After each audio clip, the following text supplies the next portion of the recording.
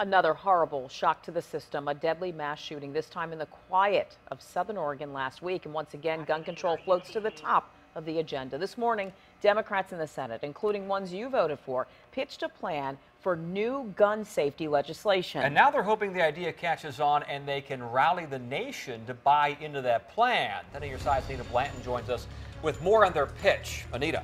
Tom and Nicole, Senator Tim Kaine said today that they're starting a national movement based on just a couple of principles, and it all begins with wanting stronger background check systems. And he made his plea for change personal, based on a day few people in Virginia will ever forget.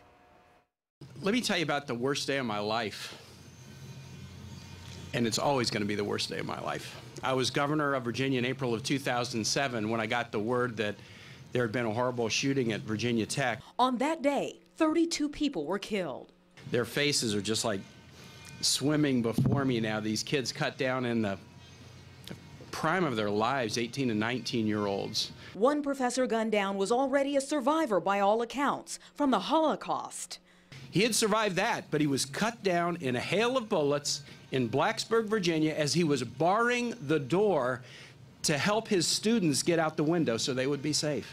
Then there were the 17 others wounded, all the result of two separate attacks by one young man who Kaine said should have been barred from buying a weapon because of his mental health record, exposing a system flawed at its best that still hasn't been fixed. The horrible victims and their families in Charleston learned the same lesson recently because that shooter shouldn't have been able to get a weapon either.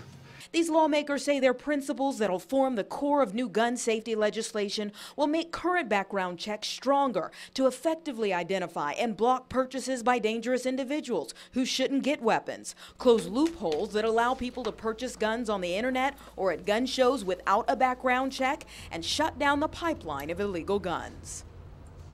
Senator Warner, who was also right there with Senator Kaine today, said that he's a strong supporter of the Second Amendment, and this kind of senseless violence cannot continue. So he says that they're calling on Virginians and all Americans across the country to demand from Congress that they vote on sensible, reasonable legislation that protects Second Amendment rights. Anita Blanton, 10 on your side.